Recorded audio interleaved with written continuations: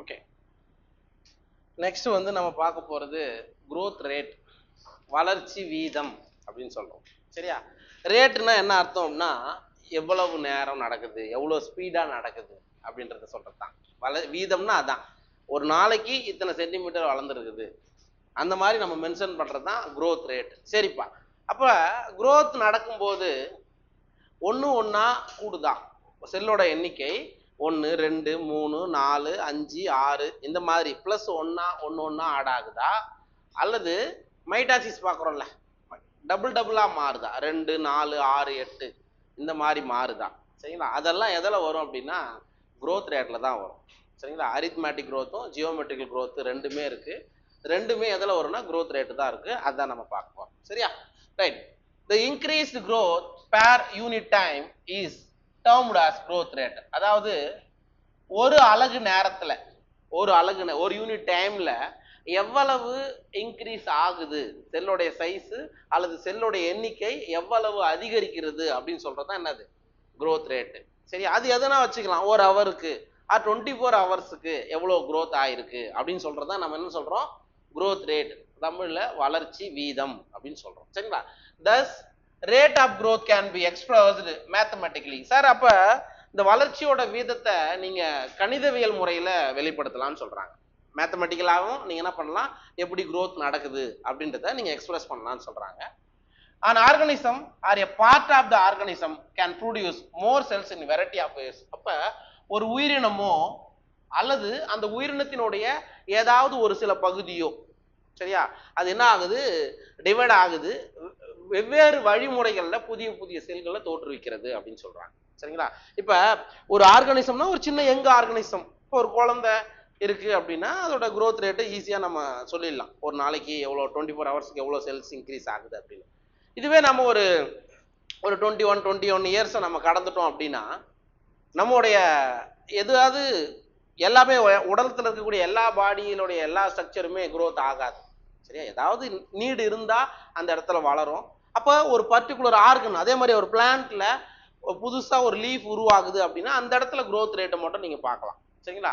அப்ப நிறைய வழிமுறைகள்ல growth ரேட்டை நம்ம கணக்கிடலாம் அப்படின்னு சொல்றாங்க. ஓகேவா? இது வரைக்கும் ஓகேவா? சரி, அதுலதான் ரெண்டு வகையான growth இருக்கு. ஒண்ணு வந்து அரித்மெட்டிக் growth, தமிழ்ல என்னது, கணிதவியல்ல எண்கணித வளர்ச்சி அப்படின்னு சொல்றோம். சார் அரித்மெட்டிக் growth அப்படின்னா என்ன? ஒரு செல் இருக்கு, இங்க பாத்துக்கோ, ஒரு செல்லு இன்னொரு செல்லை ஃபார்ம் பண்ணுது, இன்னொரு செல்லை ஃபார்ம் பண்ணிட்டு அவரோட வேலை முடிஞ்சிச்சு. புரியுதுன்னு நினைக்கிறேன். ஒரு செல் இருக்குது, அது மெரிஸ்டமேட்டிக்கா இருந்து ஆக்கத்திசு மாதிரி இருந்து அது என்ன பண்ணுது, இன்னொரு செல்லை ஃபார்ம் பண்ணிட்டு இது என்ன ஆயிடும், அது ரெஸ்ட்டுக்கு போயிடும் நினைச்சுக்கோ. அப்புறம் என்ன ஆகும், இந்த செல் இருக்குல்ல இது இன்னொரு செல்லை ஃபார்ம் பண்ணும். புரியுதா? அது ஃபார்ம் ஆயிடுச்சு. அதுக்கப்புறம் என்ன ஆகுது, ரெஸ்ட்டுக்கு போயிட்டு இந்த செல் என்ன பண்ணுது, இன்னொரு செல்லை ஃபார்ம் பண்ணுது. இப்படி நீங்க இதை பாருங்க, 1 2 3 4 5 ஒன்று ஒன்றா கூட ஆட் ஆகிட்டே போச்சுன்னா அதை நம்ம என்ன சொல்றோம், அரித்மெட்டிக் growth, எண்கணித வளர்ச்சி அப்படின்னு சொல்றோம். சரிங்களா? இதுவே ஜியோமெட்ரிக் growth அப்படின்னா என்னன்னா, தமிழ்ல என்னது, ஜியோமித வளர்ச்சி அப்படின்னா என்னன்னா, ஒரு செல்லு ரெண்டா டிவைட் ஆகுது. சரியா? மைட்டாசிஸ் வகுப்பு நம்ம பார்க்குறோம்ல, ரெண்டு செல்லுமே இதுல மெரிஸ்டமேட்டிக்கா மாறும். புரியும் நினைக்கிறப்பா. இங்க எது உருவாச்சோ அந்த செல்லு மட்டும் மெரிஸ்டமேட்டிக்கா மாறி அல்லது செல் டிவிஷன்ல பார்ட்டிசிபேட் பண்ணி புதிய செல்லை ஃபார்ம் பண்ணுது. ஆனா இங்க ஃபார்ம் ஆகிற ரெண்டுமே என்ன ஆகுது, டிவைட் ஆகுது. சரியா? அது எல்லாமே. அப்ப இது ரெண்டுமே அகைன் டிவைட் ஆச்சுன்னா 4 செல்லை கொடுக்குது. இந்த 4மே அகைன் டிவைட் ஆகும்போது 8 16 32 இப்படின்னு போயிட்டே இருக்கும். அதுக்கு பேர் தான் ஜியோமெட்ரிக் growth, ஜியோமித வளர்ச்சி. புரியுதா? ரெண்டுத்துக்குமான வித்தியாசம் என்னன்னு புரியுதா? ரைட்டு. அண்ட் மூணாவது என்னன்னா, ஒரு சைகோட் ஃபார்ம் ஆகுது. சைகோட் எப்போ ஃபார்ம் ஆகும், ஜென்ரலா மேல் கேமிட்டும் ஃபீமேல் கேமிட்டும் ஃபியூஸ் ஆச்சுன்னா ஃபார்ம் ஆகும். ஆண் கேமிட்டும் பெண் கேமிட்டும் இணைவதால உருவாகிறது தான் சைகோட். சைகோட்டில் இருந்து ஒரு யங் ஒன், அது யங் பிளான்டா இருக்கலாம், அது யங் ஆர்கானிசமா இருக்கலாம், என்ன டிவிஷன் மூலயமா உங்களுக்கு உற்பத்தி ஆகும்னு நினைக்கிறீங்க? மைட்டாசிஸ் தான், அதுல எந்த டவுட்டும் கிடையாது, மைட்டாசிஸ் தான். சரிங்களா? ரைட். இதுல நீங்க ஞாபகம் வச்சுக்க வேண்டிய விஷயம் என்னன்னா, சைகோட்ல இருந்து ஒரு ஒரு யங் ஒன், ஒரு யங் ஆர்கானிசம் உருவாக்கக்கூடிய வளர்ச்சியில ரெண்டு விதமான growthம் நடக்குது. ஃபர்ஸ்ட் ஜியோமெட்ரிக் growth நடக்குது, அதுக்கப்புறம் அரித்மேட்டிக் ஃபேஸும் நடக்குது. புரியுதா? முதல்ல எல்லா செல்லுமே டிவைட் ஆயிடும், அப்புறம் பிளான்ட்ல டிப்ல இருக்கக்கூடிய செல்கள் மட்டும்தான் டிவைட் ஆகும்னு வச்சு. புரியுதுங்களா? புரியுதா? அப்ப சைகோட்ல இருந்து ஒரு யங்கோன் உருவாகக்கூடிய வளர்ச்சியில ஜியோமித வளர்ச்சியும் இருக்குது, எண்கணித வளர்ச்சி இருக்குது. Arithmetic as well as geometric growth ரெண்டுமே இருக்குது எங்கன்னா சைகோட்ல இருக்கு. சரிங்களா? இதுல இந்த படத்துல வேணா பாரு, செல்ஸ் கேப்பபிள் ஆஃப் டிவிஷன். இந்த ப்ளூ கலர்ல கொடுத்துருக்காங்கல்ல, இந்த செல்கள் மட்டும்தான் டிவைட் ஆகக்கூடிய கெப்பாசிட்டியை கொண்டிருக்கிறது. இது மெயின், இதான் மெரிசமேட்டிக் ஆக்டிவிட்டியை கொண்டிருக்குதுன்னு வச்சுக்கோங்க. சரி, அப்போ என்ன பண்ண, புது செல்ல ஃபார்ம் ஆகும். ஆனா இந்த செல்லாம் என்ன இருக்கு, இங்கெல்லாம் இருக்குல்ல, cells that lose capacity to divide ஆகக்கூடிய கெப்பாசிட்டியை இழந்த செல்கள் தான் இது. அதுதான் இந்த படத்துல கொடுத்துருக்காங்க. இது எல்லாமே நம்ம நோட்ஸை பார்த்துட்டு இதை பார்த்தோம்னா இன்னும் ஈஸியா புரியும். சரியா? பார்க்கலாமா? ரைட், பாரு. The growth rate shows an increase that may be arithmetic or geometrical. அதாவது வளர்ச்சி வீதம் வந்து எண்ணிக்கை அதிகரிக்குது, அது எப்படி வேணாலும் இருக்கலாம். அது அரித்மேட்டிக்காவும் இருக்கலாம், ஜியோமித வளர்ச்சியாகவும் இருக்கலாம். சரியா? எண்கணித வளர்ச்சியிலும் இருக்கலாம், அல்லது ஜியோமெட்ரிக் growthலையும் இருக்கலாம். ரெண்டு விதமாகவும் வளர்ச்சி நடக்குது, growth rate இருக்குது அப்படின்றாங்க. இன் அரித்மேட்டிக் growth, அதாவது எண்கணித வளர்ச்சியில following mitotic cell division only one daughter cell continues to divide while the other differentiate and matures. அப்படின்னா என்ன சொல்றாங்க, அரித்மேட்டிக் வளர்ச்சியில ஒரு செல்லு மைட்டாசிஸ் டிவிஷன் மூலியமா என்ன ஆகுது, டிவைட் ஆகுது. எப்போ போலதான் டிவைட் ஆகுது, ரெண்டா கூட டிவைட் ஆக கூட வச்சுக்கோங்க. அது என்ன ஆகுது அப்படின்னா, ஒரு செல் ரெண்டு செல்லா இங்க வந்து ஒரு செல் டிவைட் ஆயிடுச்சு இல்ல, டிவைட் ஆன பிறகு இந்த செல் என்னவா மாறிடுது, டிஃபரன்ஷியேட் ஆயிட்டு வேறுபாடு அடைந்து என்னவா மாறிடுது, பார்மனன்ட் டிஷ்யூவா மாறிடும். பார்மனன்ட் டிஷ்யூ மறுபடியும் டிவைட் ஆகுமா? எப்பயாவது ஒரு இடத்துல சமயம் ஜென்ரலா ஆகாது. அப்ப இது என்ன ஆயிடுச்சு, டிஃபரன்ஷியேட் ஆயிடுச்சு, அந்த கெப்பாசிட்டியை இழந்துருச்சு டிவைட் ஆக. அப்ப புதுசா உருவான செல் என்ன பண்ணுது, மறுபடியும் ஒரு செல்ல ஃபார்ம் பண்ணுது, ஃபார்ம் பண்ணிட்டு இவர் வேறுபாடு அடைந்து பர்மனன்ட் டிஷ்யூவா மாறிடும். இது என்ன பண்ணுது, மறுபடியும் ஒரு செல் ஃபார்ம் பண்ணுது, இது டிஃபரன்ஷியேட். புரியுதுங்களா? இப்படிதான் எந்த வளர்ச்சி இருக்கும், என்ன வளர்ச்சி இருக்கும், எண்கணித வளர்ச்சி இருக்கும். அரித்மேட்டிக் growth இப்படித்தான் இருக்கும். சரிங்களா? அதுதான் நம்ம படத்துல ஒரு செல்லு ரெண்டு செல்லா ஃபார்ம் ஆன உடனே இதோட வேலை முடிஞ்சிடும், இது முடிஞ்ச உடனே இது முடியும். புரியுதா? இப்படி போயிட்டு இருக்கிறது தான் எண்கணித வளர்ச்சி. The simplest expression of arithmetic growth is exemplified by a root elongating at a constant rate. இதுக்கு ஒரு எக்ஸாம்பிள் நம்ம என்ன சொல்லலாம், அரித்மேட்டிக் growthக்கு எக்ஸாம்பிள் என்ன சொல்லலாம் அப்படின்னா, ரூட் எலாங்கேஷன், வேரானது நீட்சி அடையுது. சரி, வேர் வந்து என்ன ஆகுது, நீட்சி அடையும் பொழுது இந்த மாதிரி தான் growth நடக்குது அப்படின்றாங்க. Okay, figure 13.5, on plotting the length of the organ against time a linear curve is obtained mathematically. அதாவது நீங்க ஒரு வரைபடமா அதை வரைஞ்சிங்க, தாவரத்துடைய வளர்ச்சியை, அரித்மேட்டிக் growth-ஐ ஒரு ஆர்கன்ல எப்படி நடக்குது அதை ஒரு டயக்ராமா வரையும் போது உங்களுக்கு எந்த மாதிரி அமையும்னா இந்த மாதிரி அமையும். சரி, இங்க பாருங்க, இது டைம், காலம். சரியா? ஒரு நாள், 2 நாள் அல்லது 100 நாள், நீங்க எதெல்லாம் வச்சுக்கலாம். சரியா? அந்த டைமுக்கு ஹைட் ஆஃப் த பிளான்ட், அந்த தாவரத்தோட உயரம் ஒரு நாள்னு வச்சுக்கோ. இது ஒரு நாள், 2வது நாள், 3வது நாள், 4வது நாள், 5வது நாள், 6வது நாள், அப்படி வச்சுக்கோ. இப்போ ஒரு நாள்ல அந்த பிளான்ட்டோட உயரம் எவ்வாறு இன்க்ரீஸ் ஆகுது. அப்போ ஃபர்ஸ்ட் டேக்கு மேபி இது ஒரு 5 சென்டிமீட்டர், 10 சென்டிமீட்டர், 15, 20, 25, 30, 35, 40 இப்படி வச்சுக்கோன்னு வச்சுக்கோ. சும்மா ஒரு எப்படி வேணாலும் நீங்க பார்த்துக்கலாம். அப்போ ஒரு நாள்ல 5 சென்டிமீட்டர் இருந்த விஷயம் அரித்மேட்டிக் growth-ஆல அது என்ன பண்ணும், இன்னொரு செல்ல ஃபார்ம் பண்ணுது. 2வது நாள் எத்தனை சென்டிமீட்டர் வருது, நியர்லி ஒரு கொஞ்சம் ஒரு 10க்கு மேல போகுது. சரிங்களா? அதுக்கப்புறம் இங்க வருதா, ரைட், ஓகே. அதுக்கப்புறம் புரியுதுங்களா? இந்த மாதிரி அப்ப உங்களுக்கு வரைஞ்சிங்க அப்படின்னா உங்களுக்கு கிடைக்கக்கூடிய இது எப்படி இருக்குன்னா லீனியர் டயக்ராம் நமக்கு கிடைக்குது. லீனியர்னா தமிழ் நம்ம அர்த்தம், ஒரு நேர்கோட்டுல growth நடக்கும். சரியா? எங்க அரித்மேட்டிக்ல நீங்க ஒரு டயக்ராமா வரைஞ்சிங்கன்னா லீனியர் கர்வ் வந்து நமக்கு கிடைக்கும் அப்படின்றாங்க. புரியுதா இது? சரி, இதை நம்ம மேத்தமெட்டிக்கலா இதை நம்ம எக்ஸ்பிரஸ் பண்ணணும் எப்படி அப்படின்னா, LT is equal to L0 plus RT. இங்க Tன்றது எதை குறிக்கும், டைமை குறிக்கும். அப்ப LT அப்படின்றது என்னன்னா length at a time t அப்படின்னா என்ன, குறிப்பிட்ட நேரத்துல எவ்வளவு உயரம் வளருது அப்படின்றத சொல்றதுதான் LT. LT என்றது லென்த் அட் எ டைம், குறிப்பிட்ட காலத்துல எவ்வளவு உயரம் வளர்ந்துருக்கிறது அப்படின்னு சொல்றது LTன்னு சொல்லலாம். L0 என்ன தெரியுமா, லென்த் அட் எ டைம் 0. இப்போ நீங்க ஒரு விதை போடுறீங்க, விதை முளைக்க ஆரம்பிக்க போகுது, அது வரைக்கும் என்ன ஆகல, முளைக்கவே இல்லை. அப்ப அதுவே மறுநாள் பார்த்தா முளைச்சிருக்கும். அப்ப முளைக்கவே இல்லாத டைமை நீங்க என்னன்னு சொல்றீங்க, L0 சொல்றீங்க. L0 0 நிலையில இருக்கு அப்படின்னு அர்த்தம். சரிங்களா?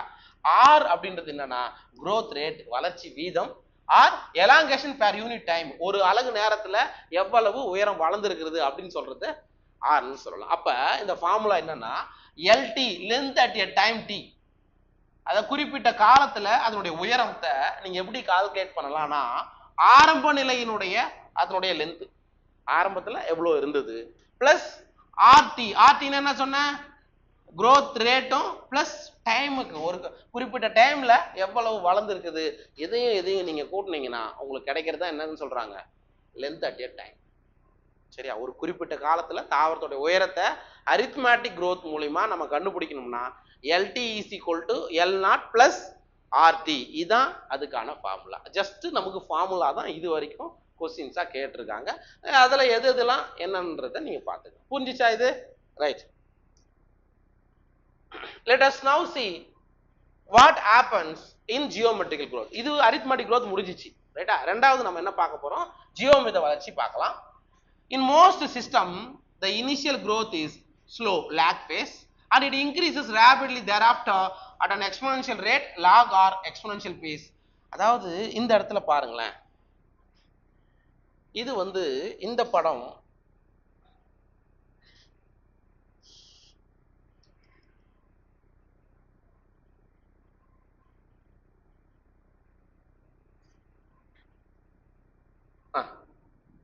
இந்த படத்தை பாருங்க. இப்போ நீங்க ஜியோமித வளர்ச்சியை பத்தி நம்ம பார்க்கும்போது அதை நீங்க டயக்ராமா வரைஞ்சிங்கன்னா எந்த மாதிரி இருக்கும்? சரியா? அரித்மேட்டிக் growthக்கு ஒரு நேர்கோட்டுல வந்தது, ஆனா இங்க அப்படி கிடையாது. எப்பவுமே எந்த ஆர்கனிசமா இருந்தாலும் ஜென்ரலா இயற்கையில உருவாகக்கூடிய அது பிளான்டா இருக்கட்டும், அது அனிமலா இருக்கட்டும், எப்பவுமே ஆரம்பத்துல வளர்ச்சி எப்படி இருக்குமா, மெதுவா இருக்கும். லேகிங்னா பின்னாடி இருக்கிறது, பின்தங்கு நிலைன்னு தமிழ்ல சொல்லுவோம். ஃபர்ஸ்ட் எப்படி இருக்கும், லேகிங்கா தான் இருக்கும். எடுத்த உடனே இப்போ ஒரு ஓட்ட பந்தயத்துல ஒருத்தன் ஓடுறான் அப்படின்னா எடுத்த உடனே மேக்சிமம் ஸ்பீடு போக முடியுமா? கொஞ்சம் கொஞ்சமா ஆரம்பிச்சு தான், எந்த வண்டி நீ ஓட்டினா கூட first 1 kilometre speed 2 kilometre speed போனாதான் மேக்சிமம் 60 100 120 அப்படின்னு போக முடியும். அப்ப எப்பவுமே ஒரு ஆர்கனைசத்துல growth முதல்ல எப்படி இருக்குமா, லேகிங்கா இருக்கும், பின்தங்கு நிலையா இருக்கும். சரிங்களா? அதுக்கப்புறம் ஓரளவுக்கு போன பிறகு ஸ்பீடு இன்க்ரீஸ் ஆன பிறகு அதோட வளர்ச்சி எப்படி இருக்கும், வேகமாக இருக்கும், எக்ஸ்போனன்ஷியல் பேஸ் ஆக இருக்கும். லேகு, அதுக்கப்புறம் லாகு, அதுக்கப்புறம் ஸ்டேஷனரி பேஸ்ன்னு சொல்லுவாங்க. சார் ஒன்ஸ் ரீச் ஆயிடுச்சு 120 தான் அதோட ஸ்பீடு. 120 ரீச் ஆயிடுச்சுன்னா நீ 120 இருந்து கீழே குறையலாமே தவிர 120 மேல போக முடியுமா? ஆனா ஆக்சிலரேட்டரை 120 வச்சா 120 இருக்கும். அதுக்கு பேரு ஸ்டேஷனரி பேஸ்.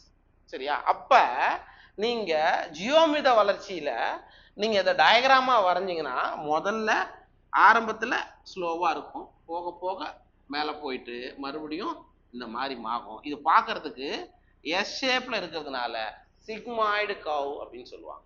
சிக்மாய்டு கவ் அப்படின்றது இதுல சொல்லுவாங்க. ஓகே, லேகு லாகு அப்படின்ற ஃபேஸ்லாம் நடக்கும். அண்ட் இதைத்தான் நம்ம இங்க பார்க்க போறோம். In most system the initial growth is slow. அதாவது lag phase, lag lag phase பொதுவா எந்த இதுலயும் இனிஷியல் ஆரம்ப கட்டத்துல ஸ்லோவா தான் இருக்கும். ஆரம்ப கட்டத்துல ஸ்லோவா தான் இருக்கும். and it increases rapidly. அதுக்கப்புறம் என்ன ஆகும், வேகமா இன்க்ரீஸ் ஆகும் at an exponential rate, log or exponential pace. அதுக்கப்புறம் ஸ்டேஷனரி பேஸ்னு உங்களுக்கு வந்துடும். எக்ஸ்போனன்ஷியல் பேஸ்ல கொஞ்சம் வேகமா இருக்கும், மேல ஸ்டேஷனரி பேஸ் ஃபைனலா முடிஞ்சிரும்னு சொல்றாங்க. Yeah, both the progeny cells following mitotic cell division retain the ability to divide and continue to do so. அப்ப இங்க என்ன சொல்றாங்கன்னா, ஒரு செல்லு, ஞாபகம் வச்சுக்க, ஒரு செல்லு 2 செல்லா டிவைட் ஆகுது. இந்த ரெண்டு செல்லுமே அந்த கெப்பாசிட்டியை ரீடைன் பண்ணுது. அது என்ன கெப்பாசிட்டினா, ரெண்டு செல்லுமே அகைன் டிவைட் ஆயிட்டு நியூ புரோஜனியை ஃபார்ம் பண்ண போகுது. புதிய சேய் செல்களை ஃபார்ம் ஆகக்கூடிய கெப்பாசிட்டி இந்த ரெண்டு செல்லுக்குமே இருக்கு. அகைன் இந்த ரெண்டு செல் என்ன ஆகுது, மேலும் டிவைட் ஆகுது. புரியுதுங்களா உனக்கு? அப்ப ஒரு செல்ல இருந்து உருவாக்கக்கூடிய ரெண்டு செல்லுமே ஆக்டிவா இருந்து ரெண்டு செல்லுமே growthல டிவிஷன்ல பார்ட்டிசிபேட் பண்ணுதுன்னா அதுக்கு பேரு ஜியோமெட்ரிக் growth. அப்படி ஒரு செல் இருந்து ரெண்டு செல் ஃபார்ம் ஆயிட்டு ஒரு செல்லு அந்த கெப்பாசிட்டி இழந்துட்டு ஒன்னு மட்டும் தான் டிவைட் ஆக போகுதுன்னா அது அரித்மெட்டிக் growth. புரிஞ்சுச்சா? ரைட். அப்ப இது ரெண்டுத்தையும் கம்பேர் பண்ணும்போது எதுல growth rate அதிகமா இருக்கும்னு நினைக்கிறீங்க? ஜியோமெட்ரிக் growth rate தான் அதிகமா இருக்கும். சரிங்களா? அதான் அங்க கொடுத்திருப்பாங்க பாரு. However, with limited nutrient supply, the growth slows down, leading to a stationary phase. அப்ப என்ன சொல்றாங்க சார், ஆரம்பத்துல lag இப்படி இருந்தது, அதுக்கப்புறம் லாகா மாறிச்சு, அதுக்கப்புறம் என்ன ஆகுது, ஸ்டேஷனரி ஃபேஸா மாறுது. என்ன சொல்றாங்க அப்படின்னா, கொஞ்சம் கொஞ்சம் போக போக இன்க்ரீஸ் ஆயிட்ட பிறகு அதுக்கு மேல போகாம ஸ்டேஷனரியா இருக்கும் அல்லது குறையலாம். சரிங்களா? அது எதை பொறுத்தது அப்படின்னா, நியூட்ரியன் சப்ளை, கிடைக்கக்கூடிய உணவின் அடிப்படையில். ஞாபகம் வச்சுக்கோ, ஃபுட்டு கிடைக்கல, ஃபுட்டு இல்லை, உங்களுக்கு க்ரோத் நடந்துகிட்டே இருக்குமா பிளான்ட்ல? எந்த பிளான்ட் எந்த ஆர்கனிசத்துக்கும் சாப்பாடு இல்லை அப்படின்னா க்ரோத் பெருசா நடக்காது. அது நீங்க ஞாபகம் வச்சுக்கோங்க. Okay, if you plot the parameter of growth against time, we get a typical sigmoid or S curve. சரிங்களா? அப்ப இந்த டேட்டாவை வச்சு நீங்க ஒரு டயக்ராம் நீங்க வரைஞ்சீங்கன்னா உங்களுக்கு இந்த மாதிரி எஸ் ஷேப்ல கிடைக்கும். அதுக்கு பேர் தான் சிக்மாய்டு கர்வ் அல்லது எஸ் கர்வ் அப்படின்னு சொல்லுவோம். சிக்மாய்டு வளைவு தமிழ்ல சொல்லுவோம். A sigmoid curve is a characteristic of living organism growing in a natural environment. அப்ப sigmoid curveன்றது எதுக்கான எக்ஸாம்பிள் அப்படின்னா, ஒரு நேச்சுரல் என்வரான்மெண்ட்ல, இயற்கையான ஒரு சூழல்ல ஒரு தாவரம் வளருது அப்படின்னா அதுக்கு நீங்க எந்த ஸ்பெஷல் நியூட்ரிஷனும் கொடுக்கவே கூடாது. நேச்சுரலா ஒரு இப்ப சும்மா ஒரு வெளியில ஒரு சீடு விழுந்திருக்கு, அது முளைக்குது அப்படின்னா அதுல growth எப்படி இருக்குன்னா சிக்மாய்டு கர்வ் வகையில தான் growth இருக்கும். புரியுதா? அதான் அதுக்கான example. It is typical for all cells, tissues and organs of a plant. இந்த மாதிரியான வளர்ச்சி எல்லா செல்லுக்கும், எல்லா டிஷ்யூக்கும் அண்ட் ஒரு பிளான்ட் இருக்கக்கூடிய எல்லா ஆர்கனுக்கும் இது பொருந்தும். ஆரம்ப காலகட்டத்தில் இது பொருந்தும்னு சொல்றாங்க. Okay, can you think of more similar examples? இதுக்கு ஏற்ற மாதிரி வேற ஏதாவது எக்ஸாம்பிள்ஸை நீங்க திங்க் பண்ணி பாருங்கன்னு சொல்றாங்க. What kind of cow can you expect in a tree showing seasonal activities? Sir, seasonal ஆக்டிவிட்டிஸ்னா என்ன? இப்ப ஒரு பர்டிகுலர் சீசன்ல ஒரு பிளான்ட்ல growth அதிகமா இருக்கும், இல்ல எல்லா சீசன்லயுமே பிளான்ட்ல growth அதிகமா இருக்குமா? இல்ல, பர்டிகுலர் சீசன்ல. அப்ப ஃபார் எக்ஸாம்பிள் ஒரு பிளான்ட்டுக்கு அதிகமா மழை கிடைக்குது, அதிகமா தண்ணி கிடைக்குது, அந்த சமயத்துல growth அதிகமா இருக்குமா? இல்ல காஞ்சி போய் கிடக்குது அந்த சமயத்துல growth அதிகமா இருக்குமா? எந்த சீசன்ல தண்ணி அதிகமா கிடைக்குதோ, மழை அதிகமா கிடைக்குதோ அந்த சீசன்ல தான் growth அதிகமா இருக்கும். அடுத்த சீசன் வரும்போது அப்போ நமக்கு பெருசா இருக்காது, பிளான்ட் லைவா இருக்குமே தவிர பெரிய வளர்ச்சி இருக்காது. அதை நீங்க பாத்துக்கணும். Okay, the exponential growth can be expressed as, sir exponential growth நீங்க எந்த ஃபார்முலாவில் நம்ம சொல்லலாம் அப்படின்னா, W1 is equal to W0 e power RT. சரியா? இந்த W1 அப்படின்றது என்னன்னா ஃபைனல் சைஸ். இது மேபி வெயிட்டா இருக்கலாம், ஹைட்டா இருக்கலாம், நம்பரா இருக்கலாம். அதாவது இறுதி நிலை வெயிட், எடை அப்படின்னு சொல்லலாம், அல்லது இறுதி நிலை உயரம், இறுதி நிலை எண்ணிக்கை எப்படின்னா சொல்லலாம். அப்ப W1ன்றது ஃபைனலா அதுல எவ்வளவு growth நடந்திருக்குது, எவ்வளவு ஹைட் வளர்ந்துருக்குது, எவ்வளவு எண்ணிக்கையில செல் உருவாயிருக்குது அப்படின்னு சொல்றதுதான் W1. சரிங்களா? அண்ட் W0ன்னா என்ன? நாட் வந்தாவே என்னது? இனிஷியல், பிகினிங்ல அந்த பிளான்ட்ல எப்படி இருந்தது, ஆரம்பத்துல 0 நிலைமையில தான் இருந்திருக்கும். Initial stage at the beginning of the period. அது வளர்ச்சியோடைய ஆரம்ப கட்டத்துல அதனுடைய நிலையை நம்ம என்ன சொல்றோம்? W0ன்னு சொல்றோம். ஆர்ன்றது ஏற்கனவே படிச்சது தான், growth rate. டீன்றது டைம், எவ்வளவு நேரத்துல நடக்குதுன்னு. இ அப்படின்றது என்ன சொல்றாங்க? Base of natural logarithms. இதெல்லாம் நீங்க பிசிக்ஸ்ல பார்த்துருப்பீங்க. பிசிக்ஸ்லயே கெமிஸ்ட்ரியில படிக்கிறீங்களா? மடக்கை அப்படின்னு சொல்லுவீங்க தமிழ்ல. ஆமா, இன்றது பேஸ் ஆஃப் நேச்சுரல் லாகரிதம். இது ஞாபகம் வச்சுக்கோ. அப்ப W1 is equal to W0 e power RT அப்படின்றது எந்த growthக்கான ஃபார்முலானா ஜியோமெட்ரிக் growthக்கான ஃபார்முலா. அவ்வளவுதான். சரிங்களா? இதுல இந்த ஃபார்முலால R is a relative growth rate and is also measure of the ability of the plant to produce new plant material referred to as efficiency index. இது ஒரு வாட்டி நீட்ல கேட்டிருக்காங்க. இதுல R என்பது எதுனா ரிலேட்டிவ் growth rate. அப்படின்னா தமிழ் என்னது? ரிலேட்டிவ் growth rate, ஒப்பீட்டு அளவில் வளர்ச்சியா? சரி, அந்த அது நீட்ல கேட்டிருக்காங்க ஆல்ரெடி, அது பார்த்துக்கோ. இதுல R என்பது ஒப்பீட்டு அளவுல வளர்ச்சியை குறிக்கும், வளர்ச்சி விதத்தை குறிக்கும். And is also measured of the ability of the plant to produce new plant. இது வேற எதை மெஷர் பண்ணலாம் அப்படின்னா, ஒரு பிளான்ட், ஒரு புதுசா பிளான்ட்டோட மெட்டீரியலை அல்லது நியூ பிளான்ட்டை உருவாக்குறத நீங்க இதை வச்சு மெஷர் பண்ணிக்கலாம்னு சொல்றாங்க. அதை எப்படி சொல்லலாம்னா எஃபிஷியன்சி இண்டெக்ஸ்னு கூட சொல்லலாம். ஒரு பிளான்ட் இன்னொரு பிளான்ட்டை உருவாக்குது, அல்லது ஒரு பிளான்ட் ஆர்கன் இன்னொன்று உருவாக்குது, அதை நீங்க எப்படி எக்ஸ்பிரஸ் பண்ணலாம்? efficiency index னு ஆரையும் சொல்லலாம். hence the final size of W1 depends on the initial size. அதாவது இந்த W1ன்றது ஃபைனலா நமக்கு கிடைக்கக்கூடியது. அது எதை சார்ந்தது அப்படின்னா, இனிஷியலா அதோட growth எப்படி இருக்குது அதை பொறுத்தது தான். சரியா? இனிஷியலாவே growth இல்லை அப்படின்னா இது ரொம்ப உங்களுக்கு அதிகமா இருக்குமா? இருக்காது. இனிஷியலாவே ரொம்ப அதிகமா இருந்ததுன்னா இதோட வேல்யூ அதிகமாகும்னு சொல்றாங்க. ஓகே,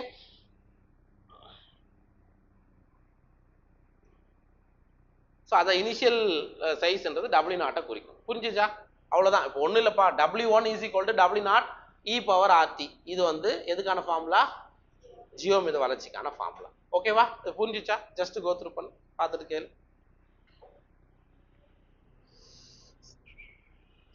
என்ன கொடுத்துருக்கேன் தமிழ்ல? இல்லையா?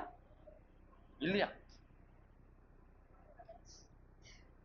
முழு வளர்ச்சி வீதம் மற்றும் ஒப்பீட்டு வளர்ச்சி வீதம். சரியா? சரி, ஓகே. இங்க பாரு, படத்துல பாரு. இதுல என்ன கான்செப்ட் அப்படின்னா, ஏ என்ற ஒரு லீஃப் ஆரம்பத்துல அதோடைய சைஸ் எவ்வளவு இருக்கு? 5 சென்டிமீட்டர் ஸ்கொயர் இருக்கு. சரிங்களா? அதே மாதிரி பி என்ற லீஃப் ஆரம்பத்துல அதோட சைஸ் எவ்வளவு இருக்குது? 50 சென்டிமீட்டர் ஸ்கொயர் இருக்கு.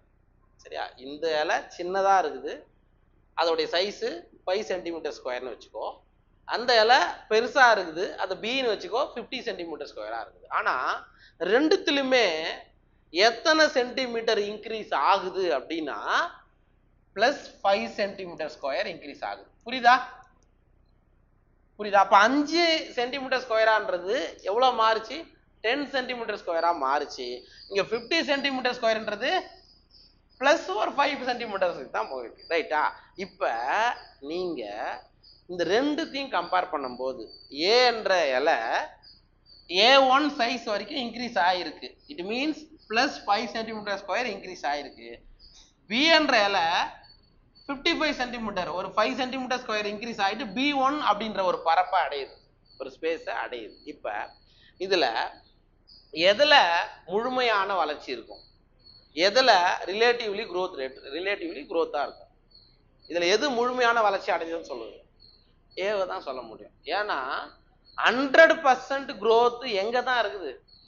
இங்க தான் நடக்குது. ஆனா இங்க எத்தனை பர்சன்டேஜ் growth தான் இருக்கும்? அப்பா 10% தானப்பா. இங்க வெறும் 10%பா, இங்க வெறும் 100%. 5ன்றது அப்படியே டபுளா மாறிச்சு. அங்கேயும் 5 சென்டிமீட்டர் ஸ்கொயர் தான் இன்க்ரீஸ் ஆயிருக்கு. ஆனா அதோடைய முதல் ஆரம்ப கட்ட வளர்ச்சி எப்படி இருந்திருக்கு? 50 சென்டிமீட்டர் ஸ்கொயரா இருக்கு. சரிங்களா? இதுதான் நம்ம இங்க பார்க்க போறோம்.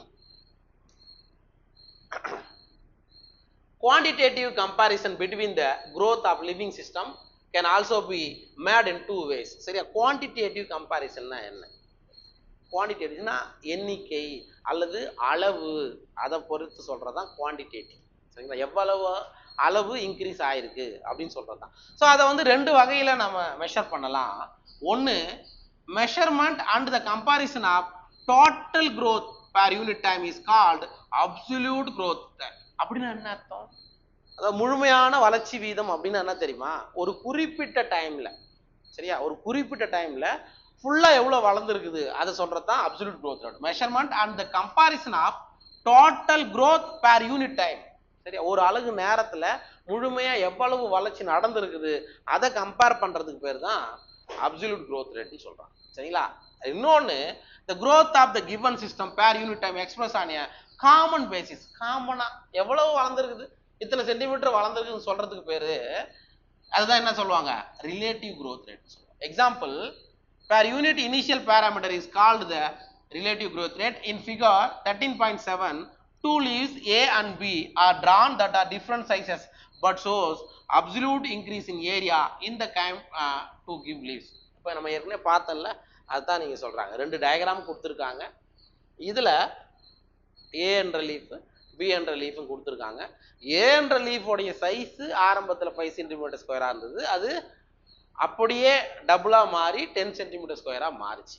ஆனா பி என்ற லீஃப் ஆரம்பத்திலே அதோடைய சைஸே பெருசு, ஆனா அதுல வளர்ந்துருக்கிறது என்னவோ கொஞ்சம். இதை கம்பேர் பண்ணும்போது கம்மியான வளர்ச்சி தான் எங்க இருக்குது, பில இருக்குன்னு சொல்றாங்க. சரியா?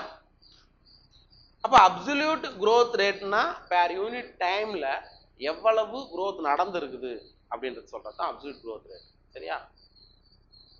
ரைட். அடுத்தது பாரு, A1 and B1. However, one of them shows much higher relative growth rate. Which one and why? இதுல இந்த ரெண்டு லீஃப்ல எந்த லீஃப்ல மிக அதிகமான ரிலேட்டிவ் growth rate இருக்கு? எதுல இருக்கு? ஏல தான் இருக்குது. ஏன்னா இதுல தான் அதனுடைய ஆரம்ப சைஸை விட டபுளா மாறி இருக்கு, இதுல இல்ல. அப்ப இந்த மாதிரி ஒரு படம் கொடுத்துட்டு எதுக்கு மிக அதிகமான ரிலேட்டிவ் growth ரேட் அப்படின்னு பார்த்தா ஏ என்ற லீஃப் தான் நீங்க சொல்லணும். புரியுதா? Right. Next, conditions for growth. சரியா? வளர்ச்சிக்கான நிலைமைகளா என்ன கொடுத்துருக்கு தமிழ்? ஆமா, என்னென்ன கண்டிஷன்ஸ்லாம் வேணும்? சரியா? தண்ணி வேணும், மினரல்ஸ் வேணும், ஒரு பிளான்ட் growth ஆகிறதுக்கு ஆக்சிஜன் வேணும், டெம்பரேச்சர் நார்மலா இருக்கணும். இதெல்லாம் தான் கண்டிஷன்ஸ் ஃபார் growthல வரும். அதை பார்க்கணும். Why do you not try to write down what you think are necessary conditions for growth? Sir, வளர்ச்சிக்கான நிலைமைகள் என்னென்ன அப்படின்றது நீங்க ஏன் சொல்லக்கூடாது, நீங்க ஏன் எழுதக்கூடாதுன்னு கேட்குறாங்க. இருக்கிறதே எழுத மாட்டீங்க. This list may have. அப்போ நீங்க ஒரு லிஸ்ட் எடுத்தீங்கன்னா, ஒரு பிளான்ட் growth நடக்கணும், அதுக்கான கண்டிஷன்ஸ் என்னென்ன அப்படின்னு சொல்லிட்டு நீங்களா எழுதுனீங்கன்னா அந்த லிஸ்ட்ல என்னென்னலாம் இருக்கும் அப்படின்னா, வாட்டர், கண்டிப்பா ஒரு பிளான்ட் வளரணும்னா தண்ணி அவசியம். சரிங்களா? அதுக்கப்புறம் ஆக்சிஜன், காத்து இல்லைன்னா செத்து போயிடும். சரிங்களா? அண்ட் நியூட்ரியன்ஸ், ஊட்டச்சத்து, as very essential elements for growth. அப்போ வளர்ச்சிக்கு அவசியமான எலமெண்ட்ஸ், முக்கியமானவை அப்படின்னு பார்த்தீங்கன்னா ஃபர்ஸ்ட் தண்ணி, ரெண்டாவது ஆக்சிஜன், மூணாவது நியூட்ரியன்ஸ். சரியா? இது இருந்தால் தான் ஒரு பிளான்ட்ல என்ன நடக்கும், growth நடக்கும். இதுல ஏதாவது ஒரு கண்டிஷன் இல்லைன்னா வளர்ச்சி நடக்குமானா நடக்காது. சரியா? ஒரு தண்ணியும் இருக்குது, ஆக்சிஜன் இருக்குது, ஆனா ஊட்டச்சத்துக்கள் நியூட்ரியன்ஸ் இல்லைன்னா அந்த பிளான்ட் வளராது. சரியா? நியூட்ரியன்ஸ் இருக்குது, வாட்டர் இருக்குது, ஆக்சிஜன் இல்லைன்னா வளராது. சரிங்களா? ரைட். அப்ப இது மூணுமே எசென்சியல் ஃபார் பிளான்ட் growth, தாவரங்களோட வளர்ச்சிக்கு அவசியமானவை அல்லது இன்றியமையானவை அப்படின்னு சொல்லலாம். The plant cells grow in size by cell enlargement which in turn requires water. Sir, ஒரு பிளான்ட் செல் இருக்குது, ஒரு பிளான்ட் செல்லு இந்த மாதிரி இன்க்ரீஸ் ஆகுது. இட் மீன்ஸ் அதோடைய புரோட்டோபிளாசம் பெரிதாகிறதுன்னு சொல்றோம். சரி, அதுக்கு என்ன வேணும் கேட்குறாங்க. அதுக்கு என்ன இருக்கணும்? தண்ணி ரொம்ப ரொம்ப அவசியம். என்ன அவசியம்? தண்ணி ரொம்ப ரொம்ப அவசியம். அதாங்க பாருங்க, the plant cells grow in size by cell enlargement. ஒரு தாவர செல் பெரிதாதல் மூலம் வளர்ச்சி அடைகிறது அப்படின்னா which in turn requires water. அதுக்கு என்ன வேணும்? தண்ணி இருக்கணும். தண்ணி இல்லைன்னா அந்த லீஃபோ டர்ஜிடிட்டின்னு சொல்றோம்ல, விரைப்புத்தன்மை, தமிழ் என்ன சொல்லுவோம், விரைப்புத்தன்மை. லீஃப்ல தண்ணி இருக்கிறதுனால தான் லீஃப் உங்களுக்கு பிளாட்டண்டா இருக்கும். தண்ணி இல்லைன்னா வாடி போயிடும். புரியுதா? அதான் அதுக்கான அர்த்தம். சரிங்களா? Turgidity of cells helps in extension growth. அப்ப விரைப்புத்தன்மை தான் அவங்களுக்கு என்ன ஆகுது, இன்க்ரீஸ் ஆகிறத நமக்கு கொடுக்குது. விரைப்புத்தன்மை தான் தமிழ்ல கொடுத்துருக்கேன். சரிங்களா? ரைட். இது வந்து டர்ஜிடா மாறி இருக்கு, அவ்வளவுதான். சரியா? இது when பிளாசிட்னா என்ன சொல்லுவீங்க தமிழ்ல?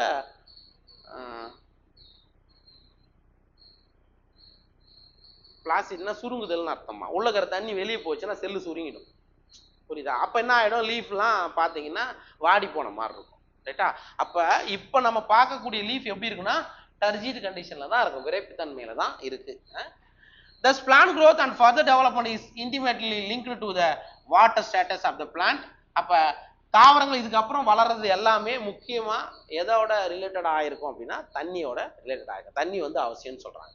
Water also provides medium of enzymatic activities needed for growth. Sir தண்ணி வேற எதையும் கொடுக்குது அப்படின்னா என்சைமேட்டிக் ஆக்டிவிட்டி நடக்கிறதுக்கு. சரிங்களா தம்பி, அதை கூட்டிட்டு வந்துக்கிறோம் கெஸ்ட் வாங்க.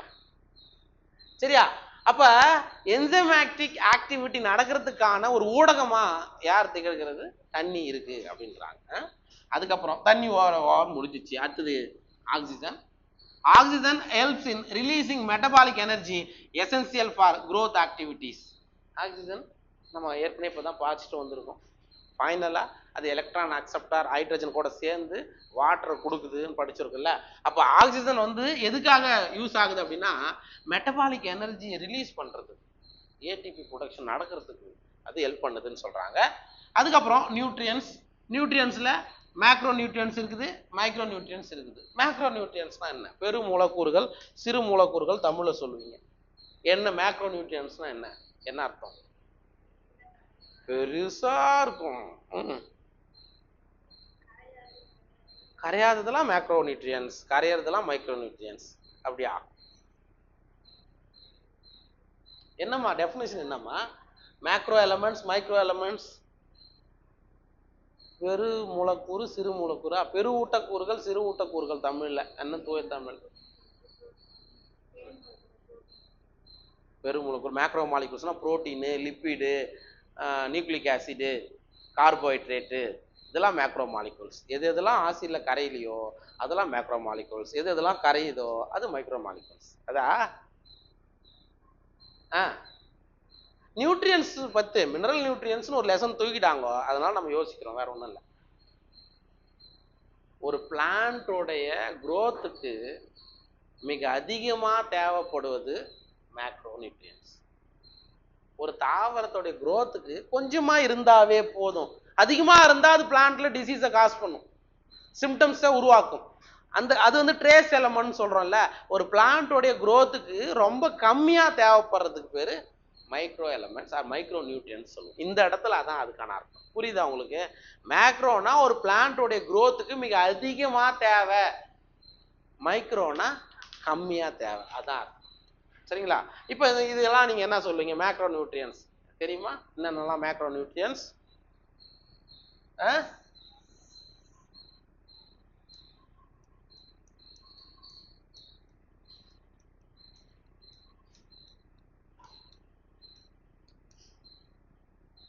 இது மேக்ரோ நியூட்ரியன்ஸ் வரும். Carbon, nitrogen, oxygen.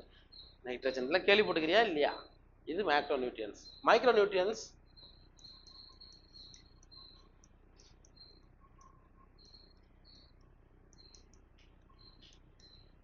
இது மைக்ரோ நியூட்ரியன்ஸ். இதெல்லாம் தாவரத்தோட குரோத்துக்கு கம்மியாக தான் தேவை, ரொம்ப அதிகமாக தேவைன்னு அவசியம் கிடையாது. சரிங்களா? சப்போஸ் இதோட அளவு இன்க்ரீஸ் ஆச்சுன்னா பிளான்ட் வந்து சிம்டமா, குளோரோசிஸ் இதெல்லாம் பச்சைய சோகை இதெல்லாம் கேள்விப்பட்டிருக்கீங்களா? லீஃப் கிரீன் ஆகிற லீஃப் கொஞ்சம் எல்லோ விஷாக மாறிடும், ஸ்டண்டட் growth நடக்கும், அதெல்லாம். அப்போ ஒரு பிளான்ட்டுக்கு இப்போ நீங்கள் இந்த ஹைட்ரோஃபோனிக்ஸ்னு ஒன்று கேள்விப்பட்டிருக்கீங்களா? ஹைட்ரோஃபோனிக்ஸ் ஸ்கூலில் படிச்சுட்டு வரல? நீர் வேளாண்மை.